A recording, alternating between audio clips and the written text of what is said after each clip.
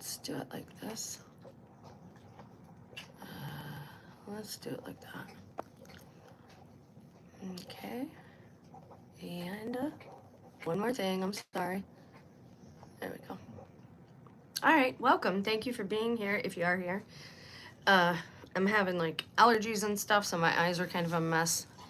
For anyone that's going to be obsessed with the way I look, for some reason I have people that are like that on my channel. Probably because it used to be a vanity point for me. And God seems to be walking us through these things digitally, materially, in our dreams, in our minds. It's a time, and I'm going through it, so I'm sure I'm not alone, and you guys are too. Admittedly, I'm going to admit right off the bat, I'm irritable. I have a very low tolerance for deception these days, and I have a story time that goes perfect with our spiritual warfare videos, but I'm going to take a break from that just for a minute to get into this video, and because I want to not be emotional when I talk about it, because it is a good example of spiritual warfare, but it's, you know, something that happened in my life, so I want to make sure that I'm not emotional about it, and that, you know, everything is copacetic or whatever. You don't need to look at my closet door, or non-door, closet curtain. There we go. Okay, so what we're going to talk about today is actually exciting to me because I've been wondering about this and putting pieces together, and I do believe that God wants me to talk about this and to keep investigating or researching it. So I'll tell you a quick story time about that as I wait for people to come into the chat. So I was searching different phrases for Gog and Magog, and, you know, different keywords, looking for things. And I said something to God the other day, because in witchcraft, they try to bind you with your name. They always want to know what your name is, so they can do certain things. And I asked God to give me a new name, and he gave me another new name, but I can tell you this one because it has to do with this story, and because you can't curse this one. My new name that he gave me, or word, was Mercy, which is funny because when I ordered my brand new Apple phone, it was named Mercy, but it's Merci, like thank you. Dude, you asked me if I could restart this yesterday, and you updated it yesterday. Please stop. I've had a nightmare with apps and things lately. Wasted money. I literally just made a credit card payment, $25 over what was due.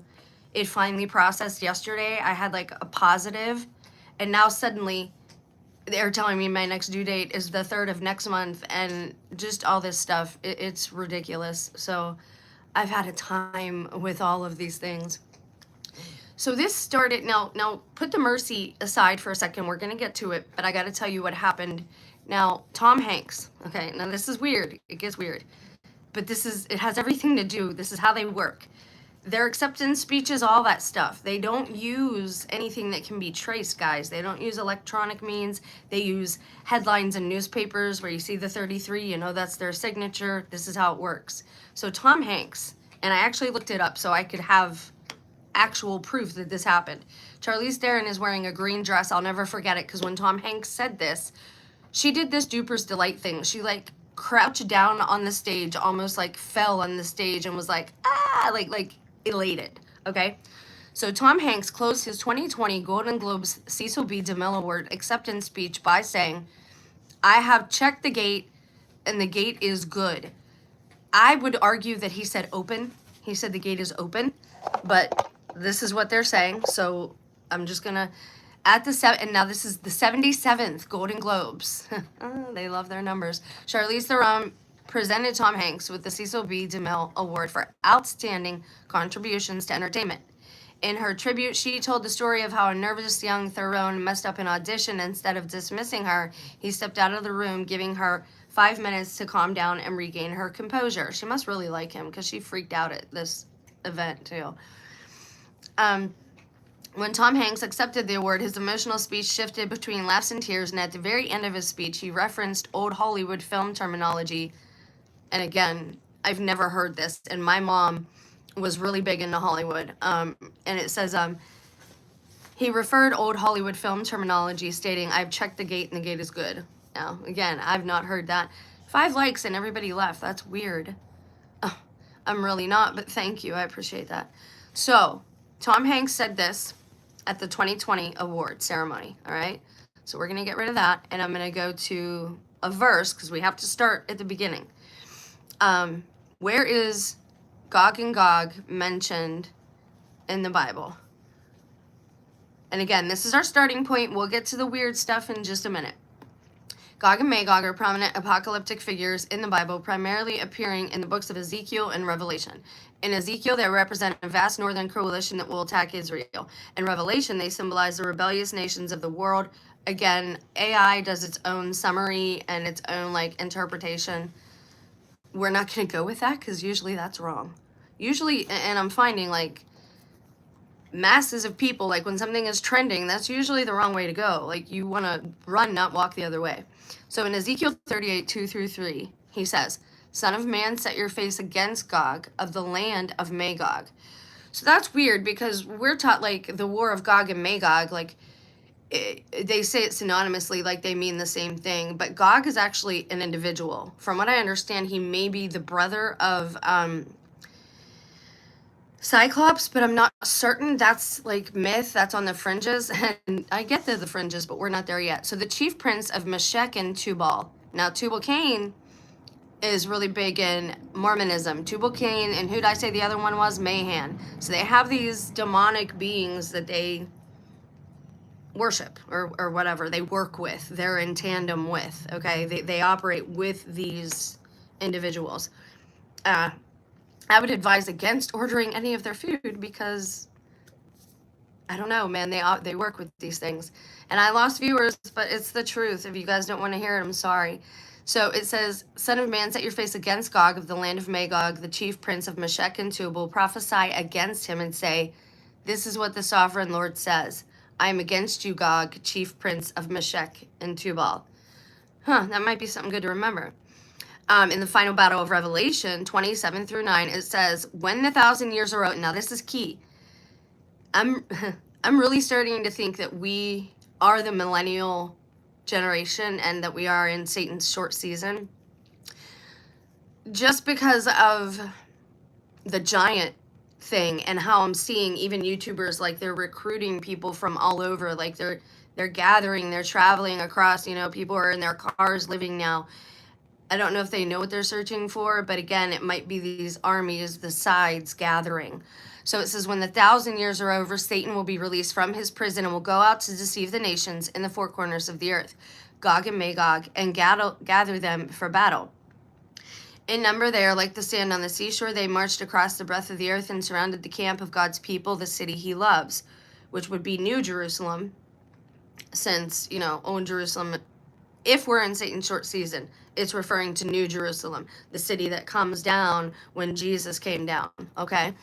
They marched across the earth and surrounded the camp of God's people, the city he loves, but fire came down from heaven and devoured them. Genesis 10:2 identifies Magog as a son of Japheth. So again, Chronicles 1:5 reiterates this lineage. So it's much like some of us where our surnames come from the land. My name is Javadin, and that's French. You're named after either your occupation or, when there became to be so many families and so many tribes, you would get a surname, a last name for, either the area that you hail from or your occupation. So Gog and Magog, keep that in mind, and keep in mind the mercy gate. We'll get there in a second. I'm going to get rid of this window. So Alexander the Great, he circumferences this Gog and Magog story. Now again, myth and mythology simply mean history. We've been taught wrong when we're taught myth is false. It's history, but they're not gods. They think they're gods, but they're demons. Now Christ says we are little gods. That's because we're sovereign.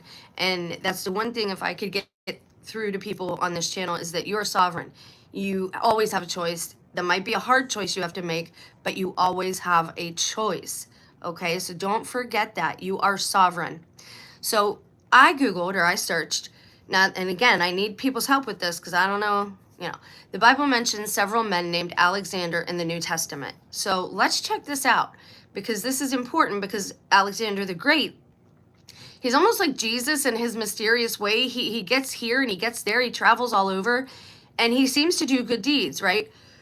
They say that he was a Muslim or had Muslim leanings. I don't know about that. Again, I can't say, and I'm not down with, like, I'm personally not down with holy wars and all that stuff. I don't agree with them. Okay, so Alexander, where is he mentioned in the Bible? He does not appear in the Hebrew Bible. He is extensively detailed in symbolic prophecies in the book of Daniel. Daniel famously prophesied a goat with a large horn that defeats a ram. This horn represents Alexander the Great. Now, again, take this with a grain of salt. This is coming from where AI collects things from. So this is from gotquestions.org. It's a Bible app. So it says, Daniel famously prophesied a goat with a large horn that defeats a ram. This horn represents Alexander the Great. Daniel predicts that when the horn is at the height of its power, it will be broken and the empire will be divided into 4 parts, which happened after Alexander's premature death. Hold. Daniel 11:2-4, the warrior king. Alexander's conquests are described along with the subsequent parceling out of his empire among his generals. And Zechariah's route. The rapid suite of Alexander's conquests is believed to be prophetically detailed in Zechariah 9. Okay? Now, New Testament figures that are named Alexander. Now, again, this is the foundational information. We have to go over it. People keep leaving, but I guess that's the nature of the beast. So, the son of Simon of Cyrene, mentioned in Mark 15:21, Alexander and his brother Rufus were the sons of the man forced to carry Jesus' cross. High priest or leader, mentioned in Acts 4:6, this Alexander was a member of the high priestly family who interrogated Peter and John. Alexander the coppersmith, mentioned in 2 Timothy 4:14, he strongly opposed the apostle Paul, who warned Timothy to beware of him. So in Paul, he's related as Paul's opponent. In 1 Timothy 1:20, Paul states he, quote, handed over to Satan and Alexander so they would learn not to blaspheme, which is weird. Okay, so keep that in mind that Alexander, there are Alexanders mentioned in the Bible. Oh gosh, did I close the wrong?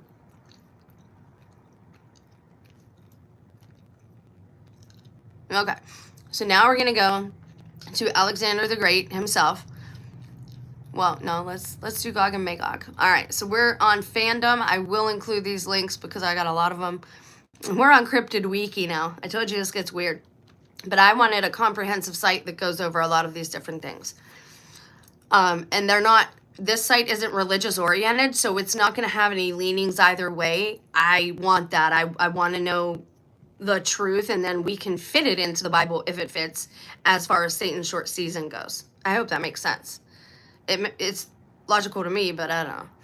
Gog and Magog. Gog Magog, or, now this is the Aramaic or Arabic, Yajuj Majuj, are the satyrs that operate in the Quran. What are satyrs? Just so you know, satyrs are, is that how you say it? Satyrs?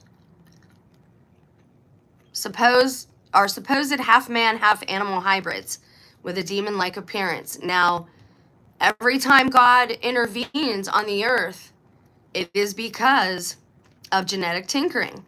There's always some type of genetic tinkering happening. So, they're known as satyrs. Gog, Magog, or Yajuj, Majuj are satyrs that appear in the Quran and the book of Genesis, the book of Ezekiel, and the book of Revelation. They are variously presented as hairy humanoids. What does that sound like, guys? Everybody's worshiping the Bigfoot. You see, I got them everywhere in my neighborhood. My son had them on his wall. I made him take them off because I felt like that was inviting something in. When these things come around, you can't see them because they operate in another dimension. When people say spirit, and I think we need to redefine spirit because they can interact with you. Something of spirit can absolutely interact with the physical. And that's the thing, because they have human blood and angelic blood, I believe that it makes sense that they can operate here and in the window. Like they can go through doors that we don't have access to in our flesh and blood. I hope that makes sense too. So you see these Bigfoot everywhere. People are pretty much worshiping him. I would advise you, if you are a believer in God at all, to remove them from your house, from your car, all that stuff, because that gives them legal entry into your home. And again, I've talked about consent ad nauseum. Stop allowing things to interact with you. Stop allowing these things into your life, okay? So they're variously presented as hairy humanoids, demons, or national groups that lurked upon the land. Gog and Magog occur widely in mythology and folklore, and their existence is accepted by many religions, including Islam, Christianity, and Judaism. The widely accepted belief both in Christianity and Islam holds that, quote, he of the two horns, end quote, a great and righteous ruler, which would probably be Alexander the Great, or two ages, one who impacts on two different ages. So two horns. Traveled the world in three directions until he found a tribe threatened by Gog and Magog, who were of an evil and destructive nature. They are the destroyers. And here's the thing, God allows this. There's another verse that we're told about in the Bible that says, in the end days, these hairy things will be set loose from the forest.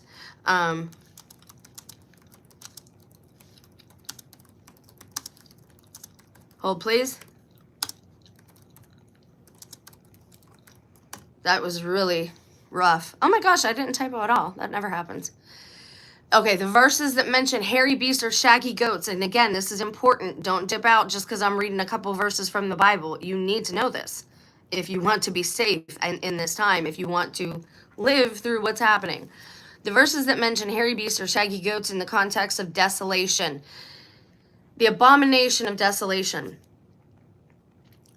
I don't think is what people think it is, but that's another video. Okay, so the verses that mention hairy beasts or shaggy ghosts in the context of desolation are primarily found in Isaiah 13:21 and Isaiah 34:14.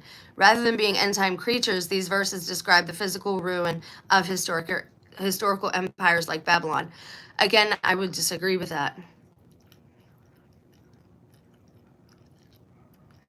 Okay, Isaiah 13:21 foretells that Babylon, which America is kind of Babylon, will become desolate, that it will be inhabited only by wild desert animals, ostriches, and hairy beasts, sometimes translated as satyrs. Guys, this is just too good. Like, all this stuff lining up, it never happens like this. But I'm missing a couple pieces, and that's where I need your input and help.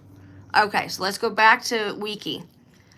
They were of an evil and destructive nature. The people offered tribute to Alexander the Great in exchange for protection.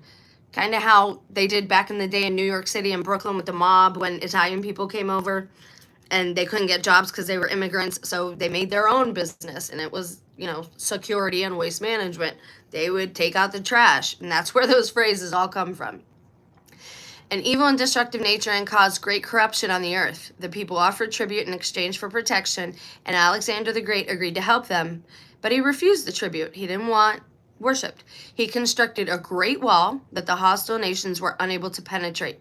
They will be trapped there until doomsday, and their escape will be a sign of the end. Quote, the war of Gog and Magog would precede the end of the world. So here's the thing. Everybody needs to understand that tribulation is not when the Antichrist comes back from a head wound. That is, you have the Antichrist and he gets a head wound, and then there's like a verse, which is 1,000 years or whatever, and then you have the Antichrist come back. Okay? So it's the same individual or same spirit in essence. I have personal experience with the spirit of Nero, my son. If you want to know how I'm treated, just read the story of Nero. And these things are happening. These things are greatly influencing our youth. So let's check this out. Now, the gates. What are the gates? We are told... Hold on. Is that the right one? Yes. Okay. Here we go. So Alexander the Great is a legendary impregnable barrier. Oh, the gates of Alexander. Now it said that these gates were made of iron and copper, but at this point they would be worn down, right? And they wouldn't look like copper.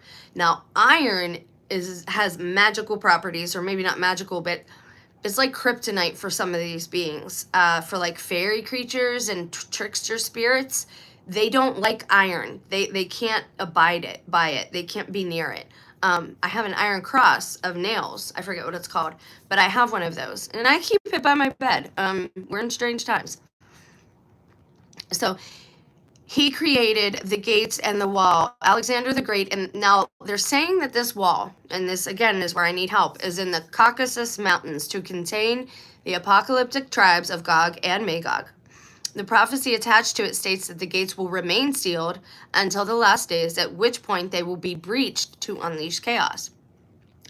So the legend and its origins, the builder in medieval and Islamic folklore, Alexander the Great, excuse me, and I'm doing nicotine gum, so if it's bothering you, I apologize. I'm not the best gum chewer. Everybody always said I chew it rude, so I apologize. He traveled to the edge of the world and was asked by a local population to build a barrier against the mischievous and destructive tribes of Gog and Magog. I was also playing with the idea that this could be the ice wall that everybody talks about. And it could also be the Great Wall of China, because the Mongolians allegedly were giants. They had the same problem, right?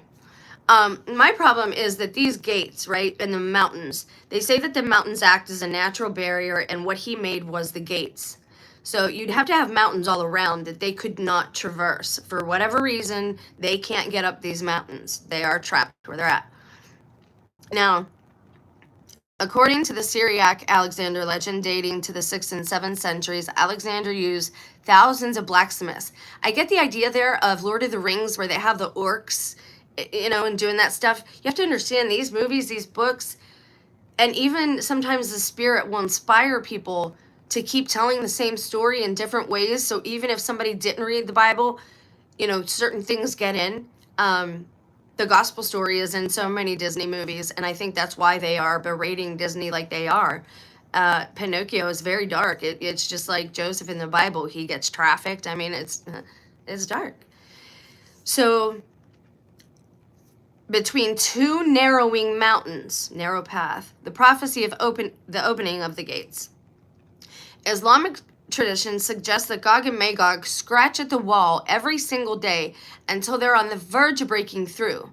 At the end of each day, they say, "We will finish tomorrow." And by the next morning, God restores the barrier.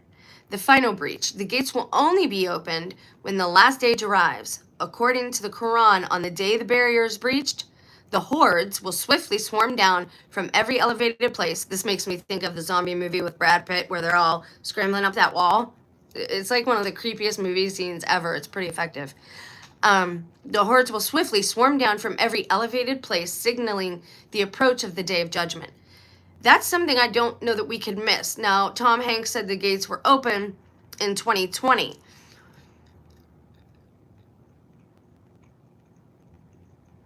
Depending upon where they are, it could be hidden from us by the media. They wouldn't tell. They're not going to tell us certain things, right? They're just not going to tell us these things. Now, I told you that what was it called? The Aleppo satellite in China went down in 2019. I remember all this stuff because I've had nothing to do but watch and consume, and God told me, you need to witness these things that are happening. This satellite went down in China, and they had a video of it on RT. I can no longer access RT.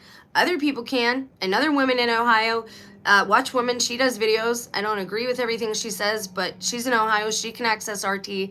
When I started talking about how RT was giving us clues, their cameramen, I was cut off from watching them, okay?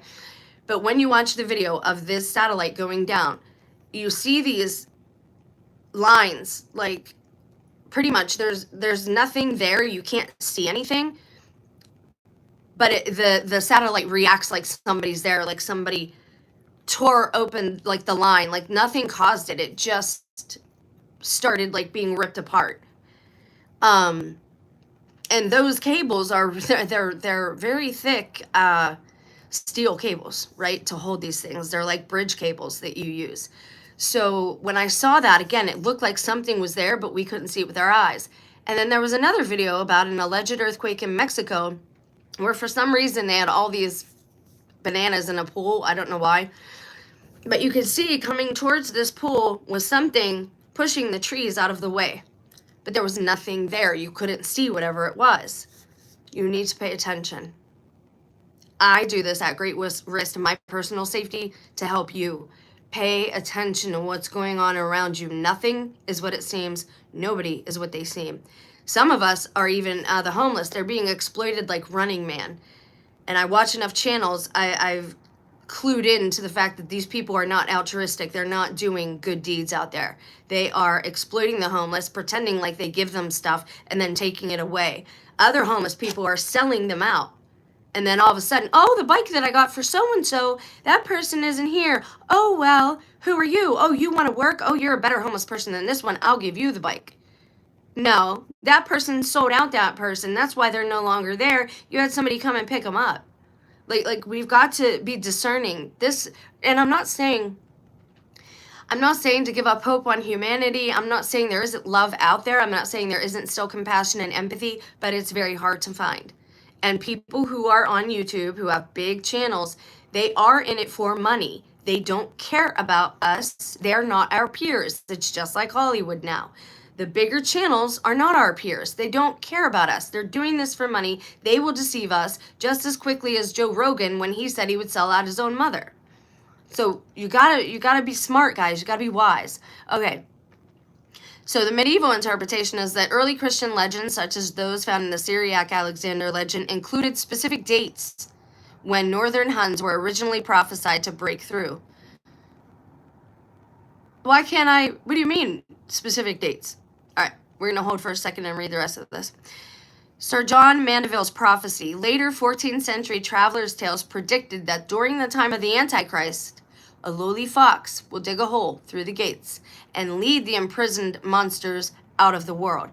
Another source, we covered that in a previous video about Gog and Magog. There's another source that calls this fox the silver fox, and I actually looked that up, and we'll get to that in just a minute.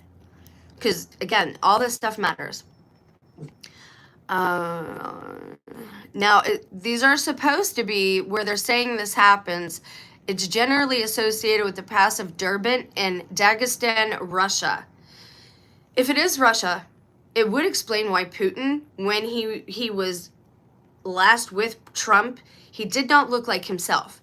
And he gave this expression to the interviewers that didn't look human. And by that, I mean, like, his face, like, it was very uncanny valley. He did not look, it was either, like, synthetic mask, robot, I don't know. But humans, no other humans, guys. He did not look human, all right? They will continue to deceive us as long as they can so that we don't know the time we're in, all right? Because they want as many martyrs as possible and they want as much blood to spill as possible. And again, you don't have to do anything that you don't want to do. You don't have to consent to being a martyr or anything like that. If we're in the time of the Antichrist, I mean, God's will is the one that wins out in the end. I'm not saying, that bad things won't happen, but it is all to regenerate the earth and humanity. Now let's check this out, and then we're going to go to a different source. So just hang on. Now, what is the silver fox? Hang on. I'm going to do one thing real quick, and I'm going to put here.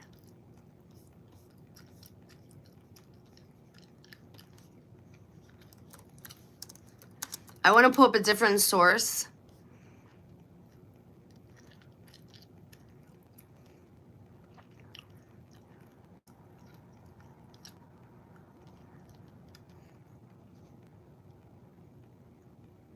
There it is.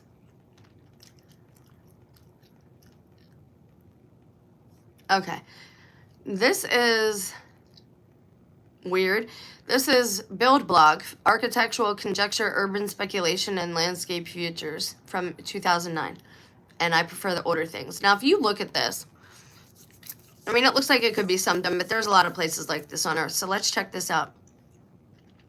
This person says, Alexander's Gates. One of the many books I've been enjoying this autumn is On Monsters by Stephen T. Asma, an extended look into where formal deviation occurs in the world and what unexpected, often emotionally disconcerting shapes and forces can result.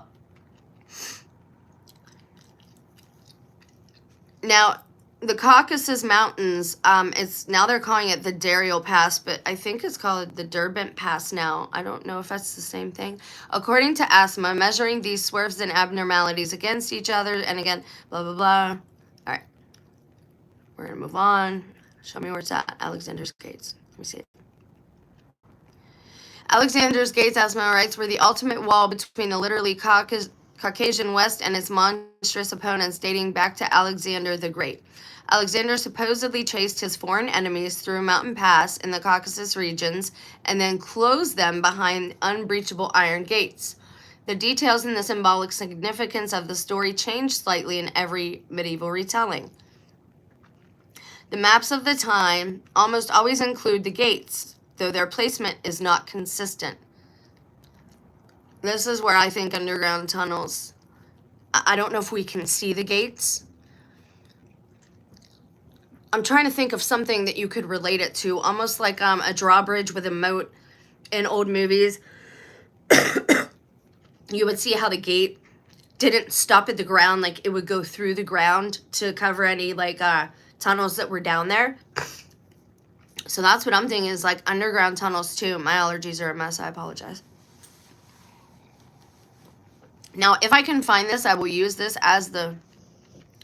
That is the most ridiculous map I've ever seen. It doesn't even look like a... What is that?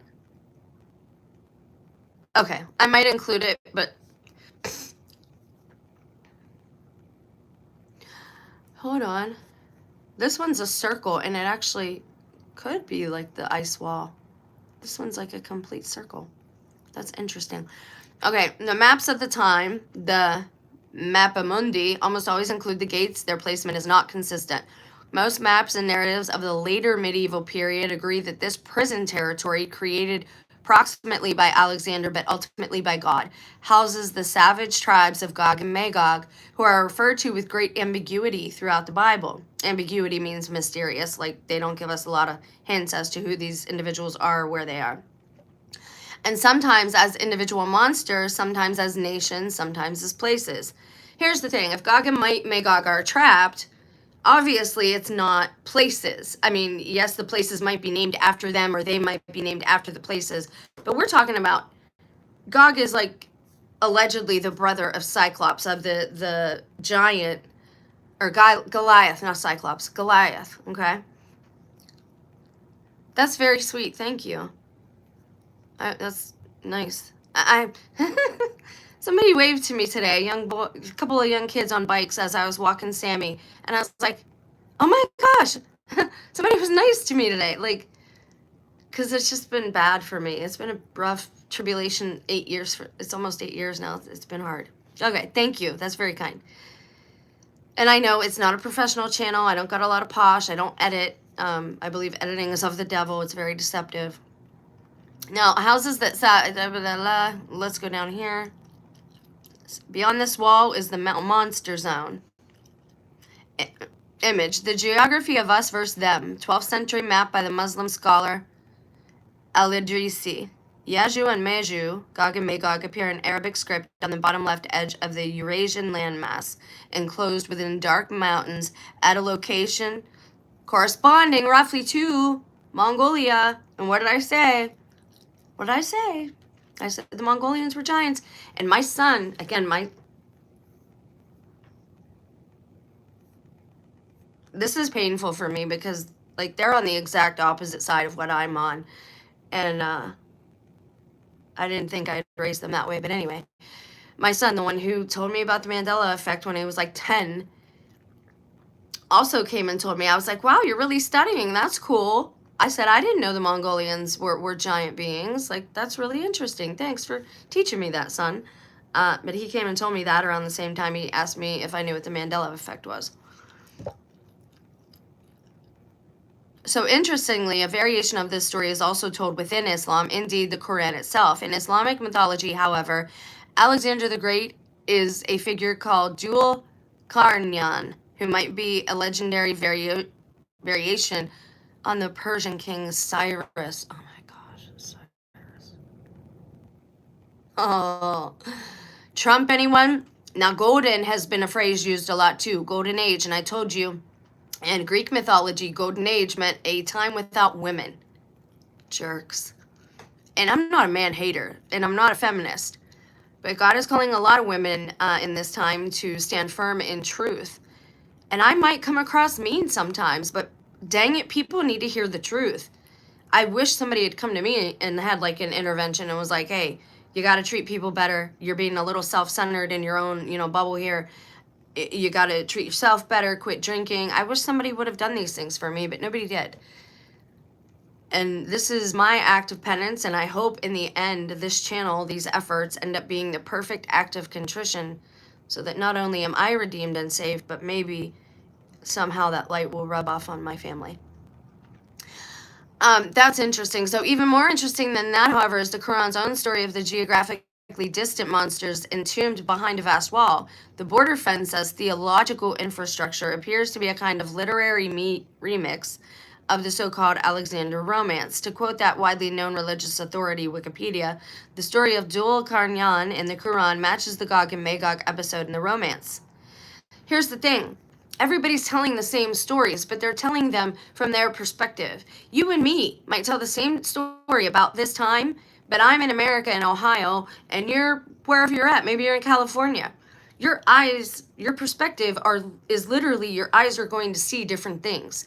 We use different words. We have different lingo, different slang, even though speak the same language. Now, these are all different languages. They're written in the culture and the language of each people. To me, that constitutes truth. If you see that same thread running through, breaking barriers and boundaries, it's not limited to Christian, it's not limited to Islamic, it's not limited to Judaism, it's not limited to mythology. To me, that means that's something I gotta look at. That's truth. I want truth. I don't care where it comes from so much. So we're gonna look at something else. Just hang on, if I can get there. Why won't you let me go backwards? Why can't I just go back? Cubers. Oh. There we go. Okay. Now here's another fandom one, and this is just about the gates, because we're going to get into the gates and the silver fox, who allegedly helps to open these gates finally. And they only get open, the other source, and this is in the other video I did, the other source says that they get opened one night. They don't say, it isn't just, maybe we'll finish it tomorrow. It's maybe we'll finish it tomorrow, God willing. When they say that, because it's like a prayer, right? The demonic paradise. All right, so this is Gates of Alexander. It was a legendary barrier supposedly built by Alexander the Great in the Caucasus to keep the uncivilized barbarians of the north, Gog and Magog, from invading. I don't think it's in the Caucasus. These pictures that they're showing me show me absolutely nothing. Again, I don't think they want us. In this generation, one of the ways I believe that Satan went out and deceived the nations is that he renamed everything. America, I don't even think is, I'll get into it at another time, but I don't think it's what or where we think it is. Not at all. And the wicked ones know this. All the people who fly, all the, pilots, they're all in the club, man. They've all been paid off. If you're allowed to go up there and see certain things, it's only because you've taken the vow of secrecy. That's it. And I don't care how that sounds. If you're flying, you're lying. Pretty much. It's fact. And they want to discourage people from flying, because then if you're on a do not fly list, they have to give you a reason. So they put out all these videos of these strange things to make us not want to do that thing. It's reverse psychology, just like a parent will do on a child. They tell us all these bad things are happening, so we won't go to that place. And I think we should go to that place. And one of those places I think we need to go is Arizona. But getting back to this topic. The height and scale of the wall is unknown, but it's believed to have reached that of the mountains. Now again, if it's keeping in giants, it's either got some type of supernatural spell thing, and not spell, like something from God, like God had blessed it in a certain way, or it has to be super tall. Now, how could we have something like that and not know where it's at? They've hidden so much, guys. I think Satan renamed the land masses. I think he renamed the countries. Now they're called countries, and they say the state of Israel, but it's supposed to be a country, and What are you talking about? Like, is it a state or is it a country? Is it a nation? Which is it? And I think when they film stuff that they're saying is happening in Syria, I think it's New Jersey. Because every time stuff pops off in Syria, you see stuff happening in New Jersey. And it's right on the coast. It has the same local, or Gaza Strip. It might be that same thing. And you're saying, well, why are you talking about this, Jen? Because the gates are always listed as being in a different place, in a different named place. They're in the same place, probably. They've just been renamed, right? God doesn't want anyone finding them before it's time. So it says it's made with blocks and sheets of iron, which is strengthened by molten metal, and the tribes are unable to cross or scale it. Now, I heard that it was melted copper. Now, copper, I don't have my copper cup here. Copper is really big for the giants. I don't know if they consume it. It has antibacterial properties in it. And even allegedly, Gilgamesh, when they woke him up, you've seen that video probably. I don't know if it's real or not. But he's got this reddish tint to him, which might be from copper. And again, Jesus and David are both described as being ruddy in appearance. Ruddy means you have the ability to blush or you have red skin like one of the Native American Indian tribes. That's just a fact. I'm sick of everybody. Being a Caucasian female, I'm not allowed to reappropriate anything. Even though I wore dreads, even though I wore cornrows when I was younger, if I do that now, I'm reappropriating, even though I'm not completely Caucasian. It's got to stop. Like, and now everybody's saying, no, everybody's taking, like, we own Jesus because we know that he was this color tone, or we own this because we're the ones who created it. We didn't invent nothing here, guys. Nothing new is under the sun. Everything has just been renamed and rebranded and hidden for a while and brought back out. I told you about that issue. My friend had a tablet when I was like 13. And that night, her parents got into a huge fight, and I was never allowed over there again. We weren't allowed to hang out again because I had seen that, I think. They wanted to traumatize me so I would forget about it.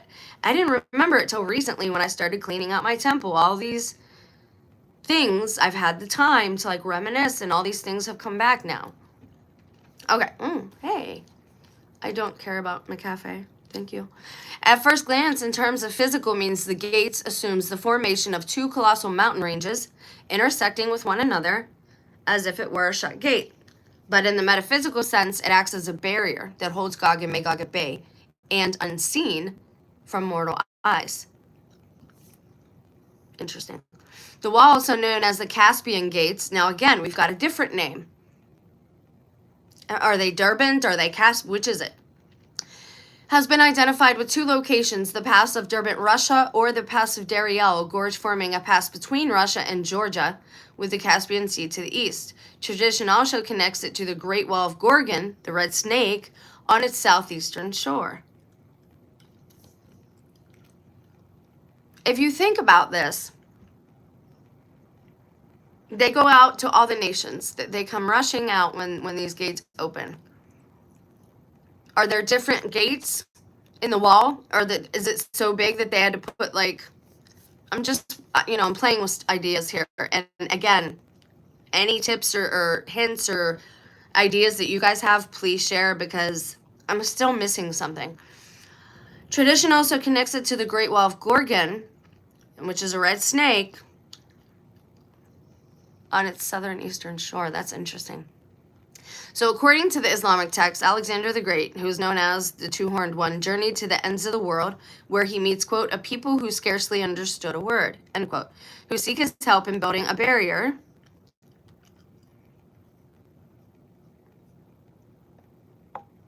that will separate them from the people of Gog and Magog, who, quote, do great mischief on earth. He agrees to build it for them, but warns that when the time comes, the last stage, God will remove the barrier. And again, do great mischief on earth. They think this is like these beings, and I know this from dealing with people and interact. Again, once something like this touches you, your life is never the same. I allegedly met a fallen angel when all this started, and my life has been kind of a mess since. So I do this as an act of contrition. Do great mischief on earth. Trickster spirits, guys. Same thing. They get Jupiter's delight. They have fun. They're like big kids. Like, think of dealing with big, messy 5-year-olds. They don't know what they do, know not what they do, okay? Now they scratch at the wall each day until they almost break through. They break for the night, saying, tomorrow we will finish, and each night God restores it. Then one day, as they stop scratching for the night, one will say, we will finish tomorrow, God willing, and in the morning it is not restored, and they do break through. They will be so numerous that their vanguard is in Syria and their rear is in Khorasan. So again, I'm also wondering if that means there's multiple gates. If they had to, why wouldn't you just make it a wall though? Why would you put I don't know. Again, if God told Alexander to do it a specific way, just like he told Noah to do the ark, it's understandable. Because God knew he was going to use them to help reset the earth, basically. And people don't, I know it's a hard time. I know it's challenging. I know it's depressing. But you have to understand that this is being done for our good. And this is why I tell you, don't get involved in the wars. Don't participate, because we don't know whose side is who. We don't know which angels are from up there and which are from down there. Although at this point, you could probably tell. Don't get involved, because it's very possible, again, the meek inherit the earth. Somehow, some way, God is going to continue things. We will live without tears, without fear, without this wicked parasite. And we're also told that evil comes straight from the fallen. And in the book of Enoch, it says that all sin will be attributed to the scapegoat. All sin will go to Azazel. Is that true? I mean, it's the book of Enoch. It's not canon. I don't know if that's true. So another legend claims that Alexander carved prophecies on the face of the gate, which makes me think of like hieroglyphics and Egypt, marking a date for when these beings, consisting of 24 nations. That's the first I've heard of that. That's interesting. So they're saying that these beings make up 24 nations, will breach the gate and subjugate the greater part of the world. Maybe this is why the original Trump wanted to build a wall.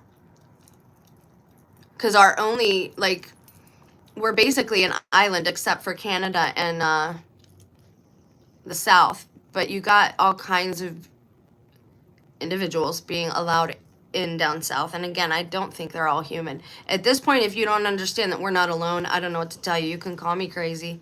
But that doesn't make it true. Unfortunately, I wish I was at this point. Why are you doing this to me? Okay. So let's get to this here. Hold on one second.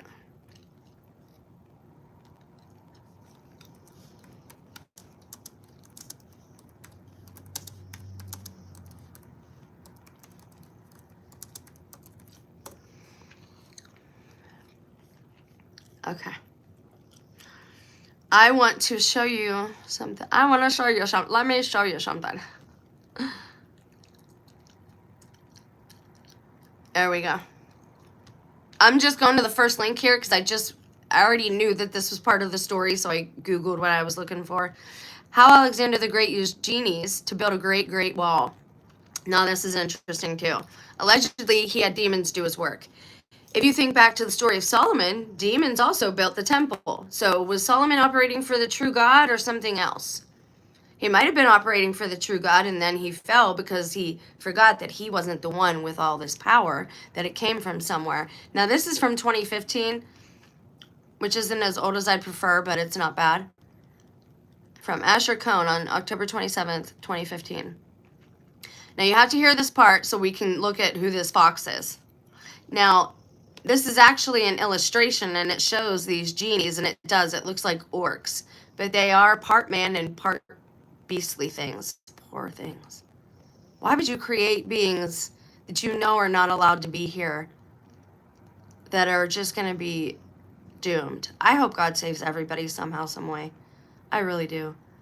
How horrible it would be to be brought into life just for pain and suffering and torture. But that's what we do to animals every day. We force them to, we impregnate them violently. It doesn't need to be, I don't know, those men must be sadists and enjoy that. And we're creating more sadists by having people do those jobs. And you don't have to believe me, but these giants are not our only problem. I don't have any fear of them. My main fear is people. actual human beings at this point. The ones who still have their sovereignty and decide to use it for wickedness. Okay, the scene looks like a Technicolor Mordor. Red and yellow beasts, hunched like men, sporting leopard spots and feline tails, are baking jet black bricks. Human masons are working with tools, expressions of worry and focus under their work hats. At the center is something that looks like an albino armadillo, but with horns the color of fire, wearing jewelry of gold and a look of complete exhaustion. Our scaly white friend is making a black brick wall between two mountains. A kingly man looks on, explaining the scene to two other men whose heads are wreathed in flames. Two other men whose heads are wreathed in flames. That sounds like the Holy Spirit. Or two witnesses. This fascinates me how much, like, in common are all these different cultures. That's why I believe it's truth. So it's telling you about the image here. Now, the three are in a tent enjoying a plate of pomegranate while they discuss the black wall, the white armadillo-ish creature, and the other laborers. The royal is Alexander the Great, depicted by a Persian miniaturist in the 1500s. The conqueror of Asia, boy genius, and presumed pansexual is overseeing the construction of a magic wall. Presumed pansexual. Why did they think that of him? I don't want to know. Alexander the Great was a historical figure, but just barely. When he died in 323 BCE at the age of 32, and as king of an empire that stretched from modern-day Greece to Pakistan, he was considered by many of his contemporaries as something of a god. I can see why. In just over 3 decades of life, Alexander sowed the seeds of a vast legend, the Alexander Romance, a fabulous chronicle of acts both heroic and magical, includes one particularly outlandish bit of history. Alexander, the legend goes, built a wall to keep all the evil out of the Middle East. This magical wall, built with the help of magical beings, was meant to save man's order from the unspeakable death at the hands of the malevolent beings. Did they go through the water? Because now I'm wondering if the beast, I still think the beast is from the Mariana Trench, but, oh, sorry, my legs are sticking to the chair. The Alexander the Persian romance is much more colorful than his Western counterpart. Southgate analyzes the Iskandar Me, Book of Alexander, an 1194 tract that describes the historical king in superhero terms. Quote, a peerless warrior, an ardent lover of travel and of women. The Persian Alexander visits the land of gold. Hold on to that thought, because we're going to talk about gold. We're going to exit this video. We'll end on that gold, and I'm going to ask you a question, but it's going to end with the golden, and I'm also going to make a prediction. Not a prediction, something God told me about, which I've talked about in other videos, but I got to bring it back because of what we're talking about today. He visits the land of gold, fighting off enormous bees. He marries a pious hermitess, reasoning that it will have him made in both worlds, meaning like he'll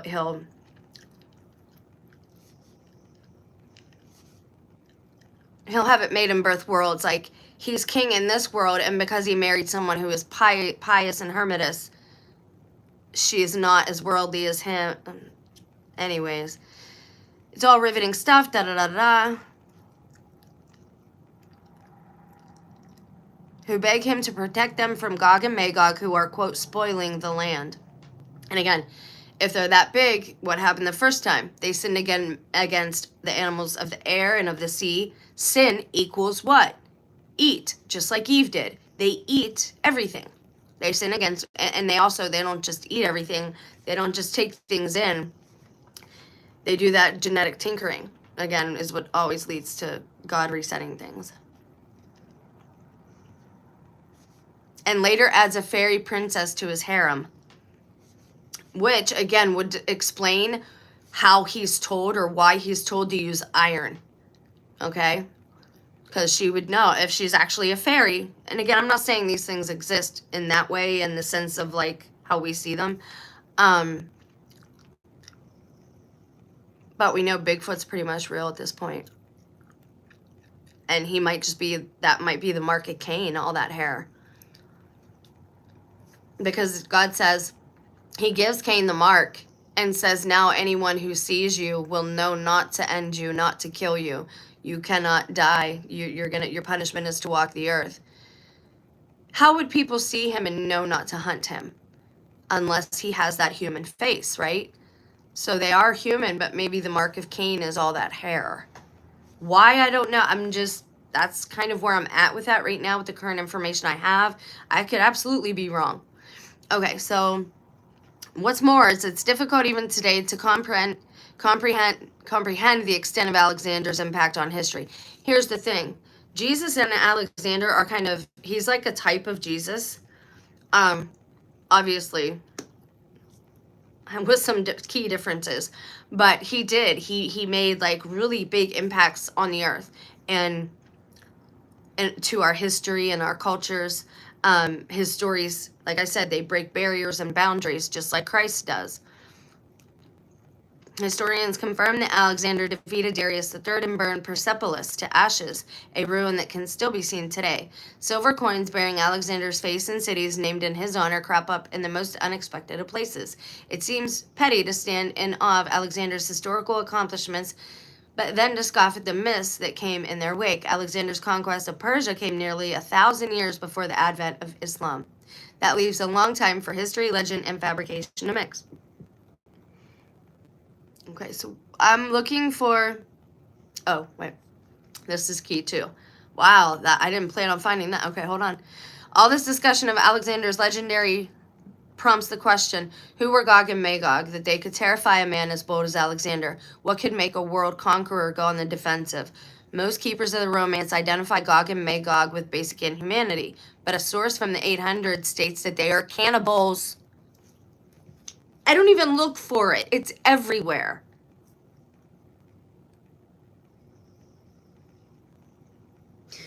Why do you think that they're forcing people into homelessness? It's like what do you do at a farm, at an industrial farm, right? You get all the cows into their, just like a sheep to slaughter, they say. You get all the cows in their proper place, right? So picture this. First you're born. You don't have a lot to do. They feed you. They take care of you. Then they take you from your mother. Now you're an adult already, which is all pretty quick. Now you're doing that, and you're eating, and you're getting fed, and things are going well, and you're getting big. Suddenly they make your home smaller, and you're in this little stall, and you're not sure what's going on. But you trust them. They feed you. What could it be? That's what they're doing. They're getting people, they're forcing a lot of people into homelessness. We're running out of food for a reason.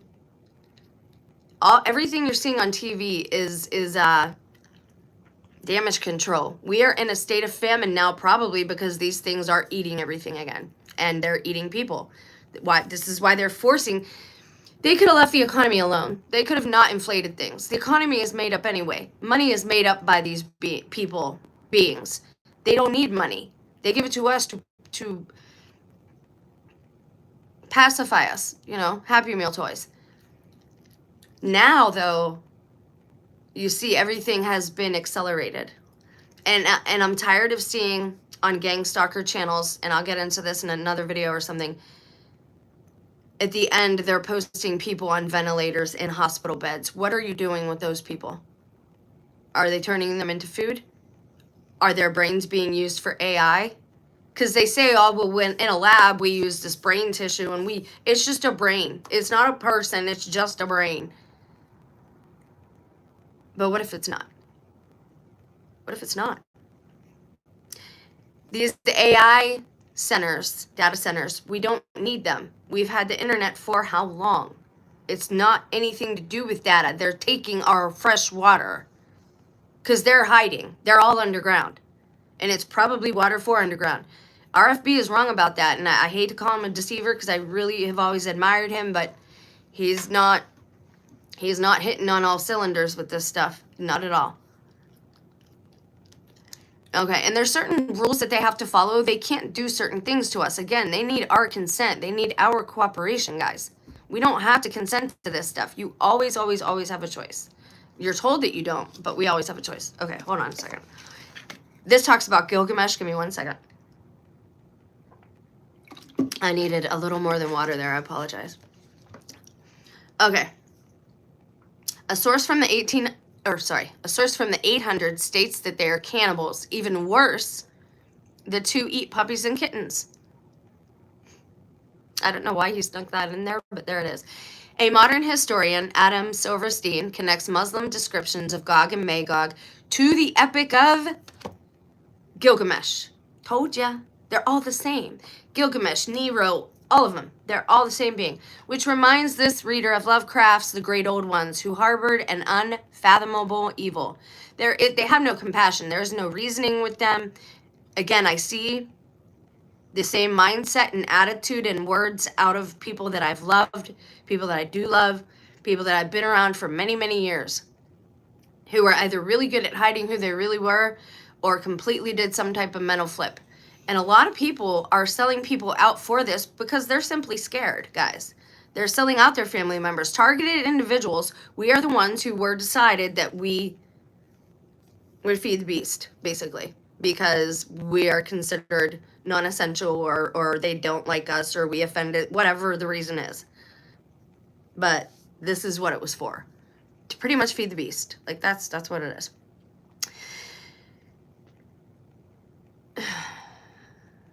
So back to the Persian minister with its jaguar people and its shiny armadillo, those flaming heads and yes, ripe pomegranates. Those are the good guys. They are so terrified that they prepare to bunker down until the end of days, to build a wall of iron and coat it with lead, rather than face Gog and Magog. The lead conspiracy is really intriguing me lately. They got rid of all the paint because what? Children were eating paint chips out of windowsills? Are you serious? Because kids are that dumb. They're going to eat some...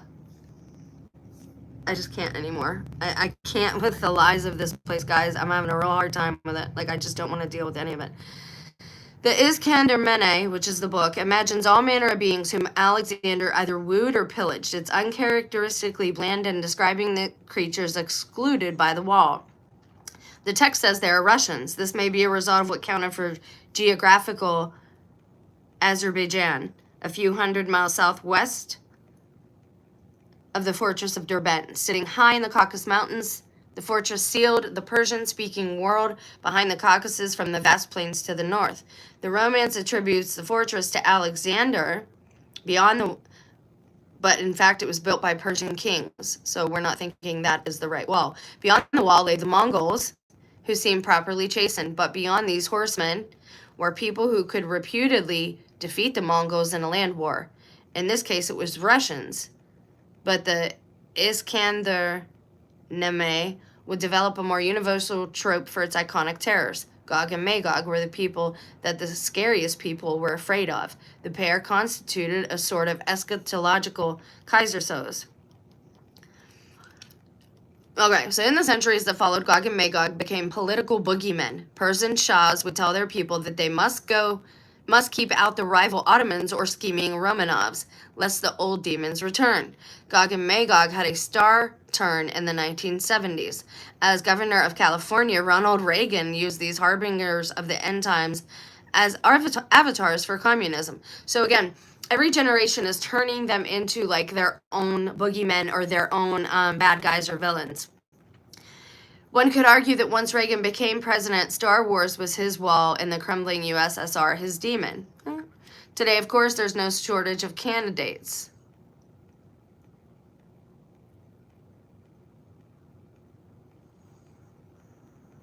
So now it gets into like the false history they give us. It's to keep the step people out, blah, blah, blah. Okay.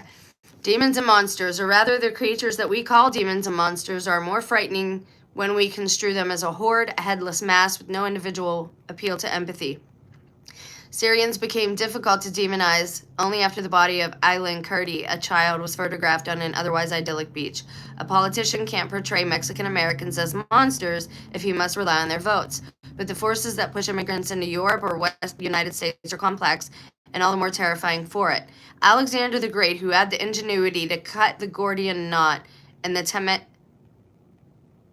temerity to convince an Afghan warlord that Macedonian soldiers could fly, is famous in Persian sources for taking one look at the problem of massive population displacement and saying essentially not today. See, this is what I'm thinking too.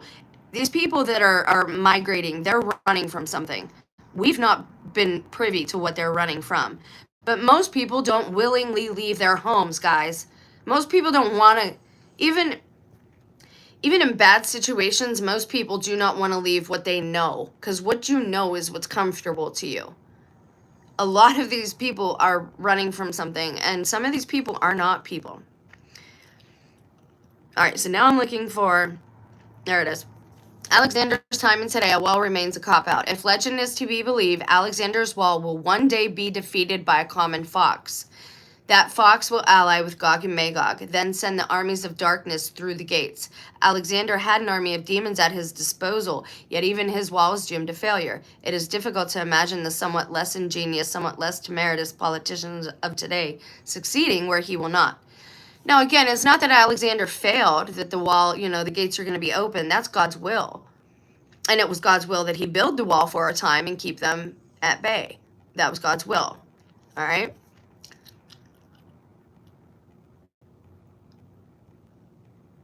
Now, fox, guys, is it an actual fox or is it a person? Because fox is usually described as, hold on, I'll tell you, because you don't need to believe me.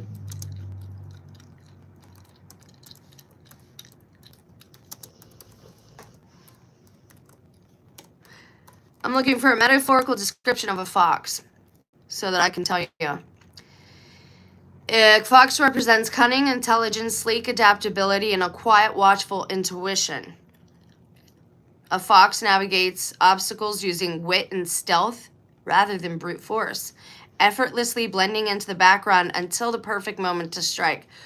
So a fox, if it's a person, could be considered a traitor, right? Somebody that comes from Alexander's people himself or the people on the other side of the wall. It's usually a traitor, someone who blends in until the perfect time to act, to strike, right? Foxes are cunning, foxes are sly, they're sneaky, they're deceptive, okay? A clever strategist. A fox is a master problem solver, always finding the path to least resistance. A fox is a silent observer, and it's a shape-shifting survivor, which is interesting they use that word. Fox embodies a dual nature. While admired for its sharp mind, this translates metaphorically into traits like trickery, slyness, or someone wearing a mask to disappear into the background. Winner, winner, chicken dinner. So it's like a what's the word I'm looking for? A traitor. It's like a traitor. Now, in one of the stories, it was called a silver fox. Now, when you Google silver fox, you can only come up, it's a term used about gray-haired men who are still handsome. They say, oh, he's a silver fox. But let's see what the Native American mythology is. Silver fox is highly revered as a wise and benevolent creator, god, and culture hero, particularly among Northern California and Pacific Northwest tribes, acting as the serious, hard-working counterpart to the chaotic trickster, the coyote. Silver fox is credited with singing or dancing the earth into existence. Hold on. I gotta scroll a little.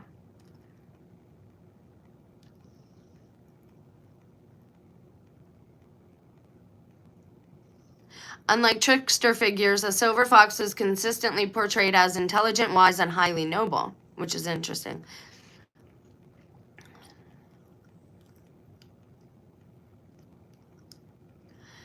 In Apache lore, it was the fox who bravely stole fire from the fireflies, attaching it to his tail to warm the world. Hopi, fox skins are frequently utilized as dance regalia by Kachina dancers and as kiva adornments during traditional ceremonies. How many times have we gone over the Hopi prophecy on this channel? Because it matches Revelation. And it says you have two paths to choose from. You can choose this technological path, but it's doomed. We already know it's going to end. Or you can choose to go back to the earth and do things the old ways. Nobody wants to do that, though. All right, check this out. There's a gate, and it's a golden gate. And guess where it is? Anyone want to guess? You just listened to all that, hopefully. Where is this golden gate at, guys? And God named, I told you in the beginning of this video, the name that he gave me this time was mercy. And you can't curse that word because mercy is what it is. Do you want to know? Should I tell you? Golden Gate is in Jerusalem. Mind blown, okay?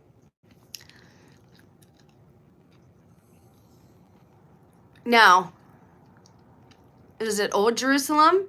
Is that where these things are? I don't know, but the name matches, and for whatever reason, God gave me this information in the same batch of research. So we're going to look at this. I do believe something might happen at the Golden Gate Bridge very soon. If you know anyone there, please relay that and let them know. Because it's time for certain things to start happening. Did I just say that? The Golden Gate Bridge, is that what I just said? You're on it. You got it. All right. The Golden Gate, or what else is it called? The Gate of Mercy. It's Romanized, the Arabic Romanized version is Bab al-Rahma. And the Arabic is Bab al-Dahabi. Right. Well, as I said, God gave me a heads up about 6 months ago. I did a video on it, that the Golden Gate Bridge would be something we should watch for something happening there. But that's the thing. I don't think it matters where it's at, because everything has been renamed. They don't want us prepared. They don't want us to know these things. I think Satan going out and deceiving the nations, that's part of it. Part of it is that he renamed everything, and our maps are even probably the wrong shape. It's the wrong shape of things. And if you look, and this is weird, I have maps. Like, I'm the one that started all that. Our channel, my original channel, Buri and Jen, is the one that started putting maps on top of each other, and we found out that all the missing people are where all the UFO sightings are, and that's also where Bigfoot sightings are. Like, they all match.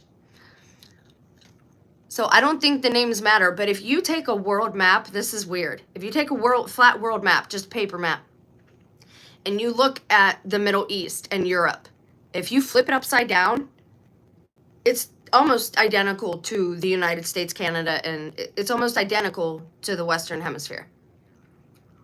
Like, somehow we've been greatly deceived.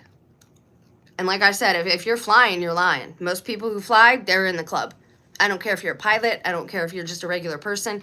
If you are flying, they're letting you fly places in your life. And that's another reason you can't have all these planes with giant beings running around. What do you think is slapping these planes out of the air? I mean, I'm just being honest. You don't have to believe me. No one says you have to believe me, but I've been talking about this for years, and people are finally waking up to it. So for me, it's kind of exciting that at least people are waking up. So the Golden Gate, or the Gate of Mercy, is the only eastern gate of the Temple Mount, and only one of 2 gates of the old city of Jerusalem that used to offer access into the city from the east side. The gate has been sealed since 1541, the most recent of several sealings. Its interior can be accessed from the Temple Mount. In Jewish tradition, the Messiah will enter Jerusalem through this gate, which he already did, coming from the Mount of Olives. Christians and Muslims generally believe that this was the gate through which Jesus entered Jerusalem. Now, this could mean, is this the right Alexander's gates? I mean, I don't know. We don't know certain things. I will tell you that the Israel they show us on TV, again, it looks just like Florida. And they only show you the same alley and the same little spot by an alleged beach with a couple of palm trees and this wrought iron black gate. I know, because I've seen it so many times. And I know the person who does that Israeli channel, don't get me started. It's Florida, guys. They're showing you Florida. It's not Israel. So I don't know. And it was almost empty when I went, and that was in 2018. Okay, so each of the 2 doors of this double gate has its own name. You have the Gate of Mercy and the Gate of Repentance.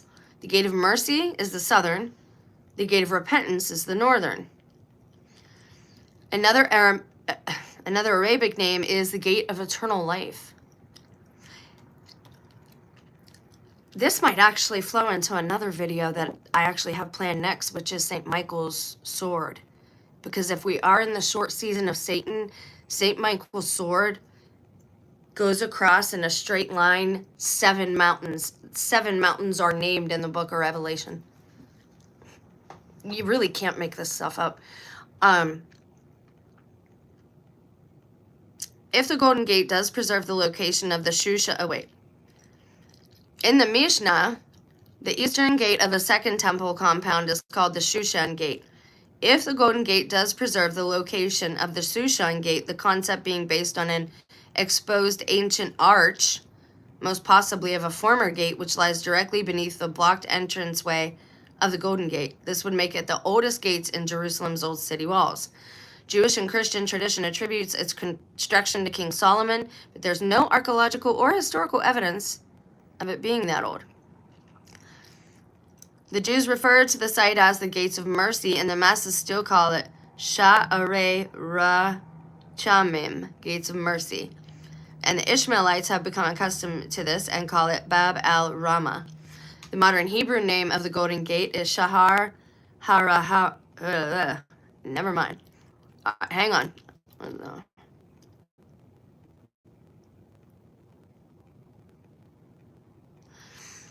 This is interesting.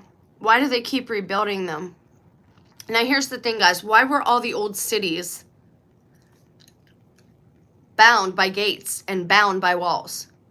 Giants. Like, that's why. The Canaanites, where Rahab was and she let Joshua in, they were giants in there. But Canaan is our territory. It's our inheritance, which is ours now. They have no right to keep it. The sealing of the gate. It was closed by the Muslims in 810 and reopened in 1102 by the Crusaders. It was walled up by Saladin after regaining Jerusalem in 1187. Ottoman Sultan Suleiman the Magnificent rebuilt it together with the city walls, but walled it up in 1541, most likely for purely defensive reasons, and it stayed that way. Now, this bothers me. We were looking at Alexander the Great. There's one more thing. Hang on. No. I want to see this other source that we almost found. Hang on a sec. Let me see if I can find it. If not, I'll do it in my own time and we'll do another video. It's okay.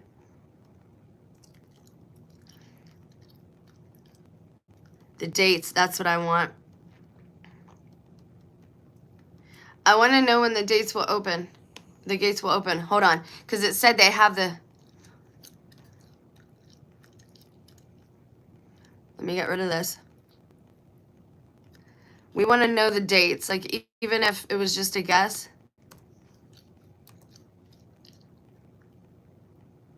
The date. Because this one source actually has a date. And I would like to know what that date is. Syriac, Alexander the Romance, and Gates of Alexander. I want to know the dates. There it is. The legend set specific future dates at 826 AG, which is 514 and 515 AD. Hold, please. 514 and 515 AD. Didn't we just read that here? The present gate was built around 520 AD. Okay. Based on the Seleucid calendar during which the Huns were prophesied to break through the Syriac Alexander. Oh, I'm sorry, AG, that's not us. Future dates for 514 and 515 AD and 628 to 629 AD. The prophecies describe these events as initiating an apocalyptic period of global conflict out of which the Romans would emerge victorious. Syriac Alexander. Oh, that's from the Syriac Alexander legend. Conflict out of which the Romans would emerge victorious. And what age are we in, guys? They're making everything Roman again. Golden, arches, demons to worship. What could go wrong? Ever look into the Seven Mountain Mandate? That's what I'm talking about when I'm talking about the seven mountains where it's called the Sword of St. Michael, and it's this straight line, and it hits all these seven mountains where they now have monasteries built. However, the Catholic Church had a history of whenever there was some type of pagan church or where they would do sacrifices and all that, the Christians built on top of those and converted them kind of to consecrate the land, get rid of like the bloodshed that was done there, and devote it to the true God. So they put like monasteries there, or they would put churches there on old pagan temples. This was somebody like ridiculed me and like berated me and like, I'm leaving your channel. That's the dumbest thing you've ever said. It's the truth. It's what they've done. It's what they did. Like, there's a lot of documentation on these things. I know they're hiding things from us, right? I know things are fabricated, but there are certain things God doesn't allow to be hidden. And there's a reason we're being given some of this information now, because that's why I keep going back to the same topics, because sometimes you think of a new way to search it, different keywords, or, God, it is the time of Daniel where information and knowledge is just flowing, and I'm grabbing it as best I can, hopefully for all of us. So here's what I have to ask you guys. Where are we? When are we? And where do you think the walls are? Take a look at Google Maps, check it out, look for mountain ranges that almost create a barrier on all sides, and on one of those sides you'll probably likely have water, right? They don't like water or whatever. Where do you think the gates are? Or are they underground and we just can't see them? Society that believers seek to dominate. Family, religion, education, media, arts and entertainment, business and government. Hey now. I don't know what you mean by that. Are you ridiculing? Society that...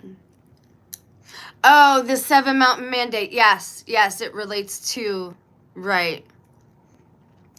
I don't know how I feel about that. I mean, if Christ is the Messiah. He is the judge of the earth. He's going to be he's the final. There is no one higher. There's no name above his. So, I think, personally, I think it's a good thing. Because what Christ teaches you is that you are sovereign. You make your own choices. But that the one law is the law of love. Speak and do all things from love.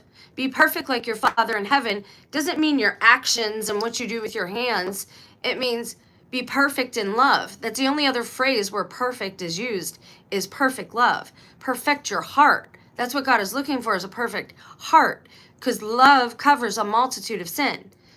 So if we're doing things out of a place of love, you're not going to break the big 10 commandments anyway. You're not going to covet what your neighbor has. You're not going to harm your neighbor. You're not going to murder your neighbor. You're not going to steal their wife, because you're doing all things from a place of love. And that love is also the golden rule. Treat others as you want to be treated. So do I have a problem with Christ taking over the earth? Not at all. Do I have a problem with a religion taking over the earth? Yeah, kinda. Even my religion, right? Like the one I was brought up in. As it is now, what we're seeing now, we're also far from the time of Christ that every church is in error. Every single one. They're man-made institutions. You're going to have error. But we're at a time now when God is tearing down everything that is not true. But you have to be careful with that, because you're also seeing people be persecuted who are innocent. But our president is an ex-con, and they wear that orange, which is also a Freemason color and all that stuff. Being a con at this time for them is a good thing. If you're committing sin and you're not repenting, that's where they want you, because you won't see these things. When your temple is cluttered, when you've done things and you're holding in all of this deception, or you've lied, you've stolen, you've cheated, if you're living a life of debauchery, you can't see through the spirit. I couldn't, and I speak from experience. I was totally blind to the spiritual, had no clue. And I was raised in, to believe.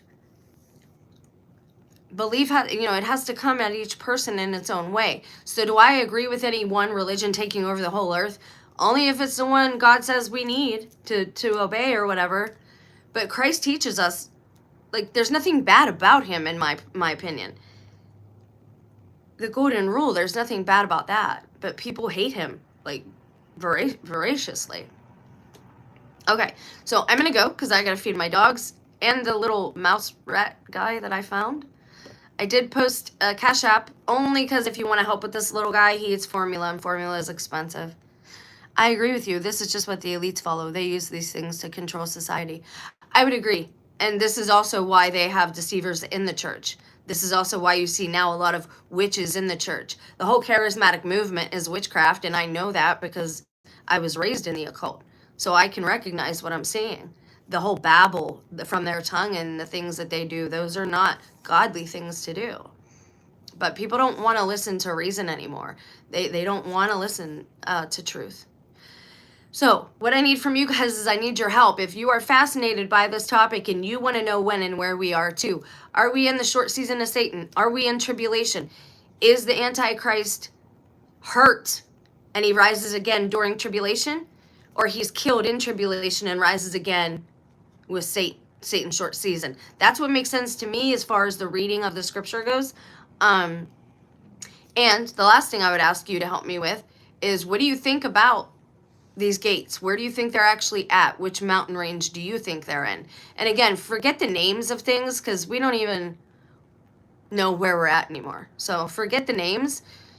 I mean, tell me the names that they are, but forget them as far as like, oh, well, it can't be that one because this isn't the right area. Forget that. Like that, it doesn't apply at this point. So I need help with this because I want to know when and where we are. And I think this topic is fascinating. And I think Alexander really was a good guy. And he seemed to have kind of taken over the world just like Christ did. The Bible says that he did so many things, it cannot be contained in the book. It'd be interesting if Christ was also Alexander, if he went around and did certain things. We don't know. God is not bound by time. The angels are not bound by time.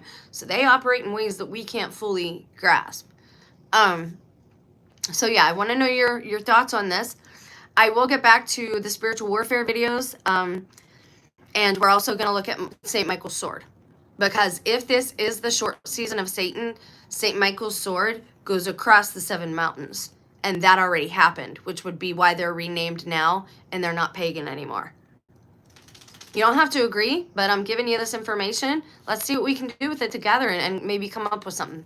Because we're running out of time. It'd be good to know. Either way, you should have a bug out bag planned. You should know what is edible to eat out there as far as plants go. This is why we're seeing less animals. I mean, they're sinning against the earth again. They're eating everything. And again, we can't always see them. They're not visible to us. And my last thought would be the gates as far as the portals and the national parks. Because I'm wondering if these gates, there might be one wall, one set of gates, but are there several like entrances and exits? Once it's open and they rush out and they go to the 4 corners, I don't know. You guys let me know what you think. I'm going to bounce. I'm going to feed these animals of mine. You guys have a blessed day. Please pray for me. I pray for you guys often. I hope I have the guts to leave this place before it's too late for me. I would really like to see certain things before they get rid of them or whatever they do. But just remember that the actual Euphrates is the Colorado River, and the Nile is the Mississippi, and the Euphrates is drying up, and that's the Colorado.